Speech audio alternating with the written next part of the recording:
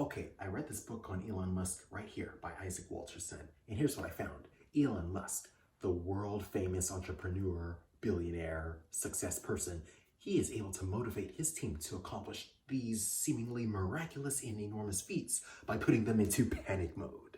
That's right, I said panic mode.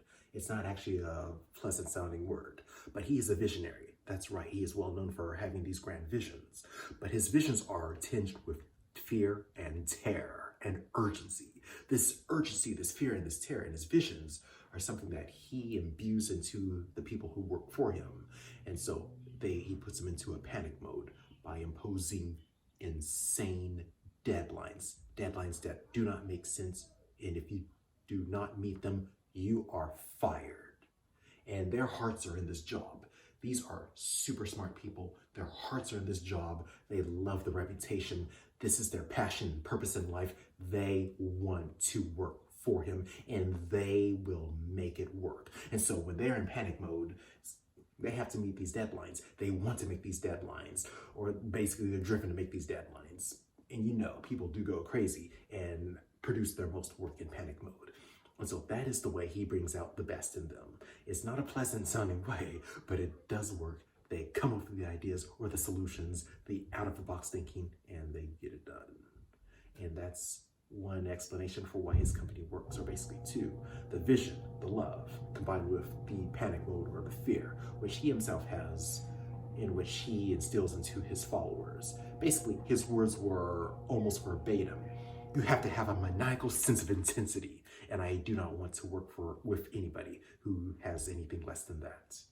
So right there, he sets it up that you have to work fast, you have to go hard, you have to fail, and you basically have to succeed. Speaking of failure, you are basically encouraged to go big and fail, so that you learn as soon as you can and get yourself back on your feet and succeed.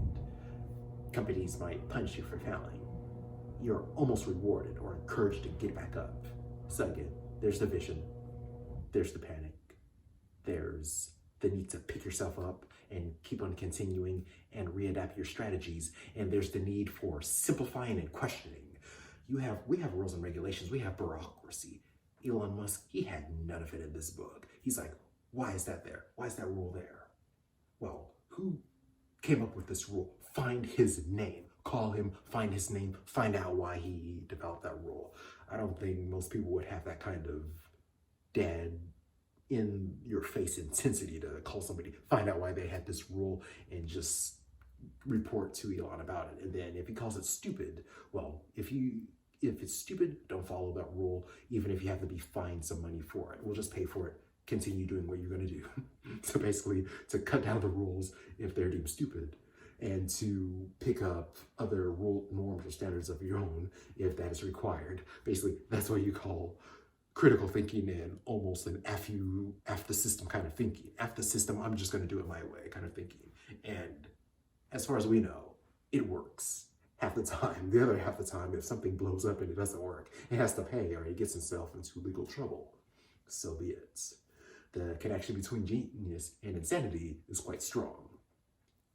But on the overall, you see, he's been doing some big stuff in this world. Big, enormous stuff. The philanthropist, billionaire entrepreneur who owns maybe 6 companies, starting from PayPal all the way to acquiring Twitter. And in between, we have the Tesla company, as well as SpaceX, to go to Mars. Which of these companies are your favorites? Whatever the case is, there will be a sense of urgency if you want to work for him. He will push you, he will question you, he will come into your face if he has to, and you will be inspired, but you will be afraid. And these two will come together as humans are motivated by both fear and love. Pick your choice. Which one is worse? Which one is better? Oh no, you're going to have them both with him. And the company and working for him has been exciting, but on the flip side, he has been an a-hole, a dickhead, as you call him, and people have gotten tired and they left. Or, for the most part, they're actually fired. Whatever the case is, you can love it, you can hate it, you can love him, you can hate him at the same time. The genius and the insanity are one. The angel and the monster are one with this guy. He has a really dark side, and he has his great sides all illustrated in that book, but I just gave you an inside, a little bit of tips and stuff from what I learned from reading the book. You're welcome to read it if you want to read it. It's about 21 hours in audio. Speed read it if you have to, and talk to me in the comments. See you later.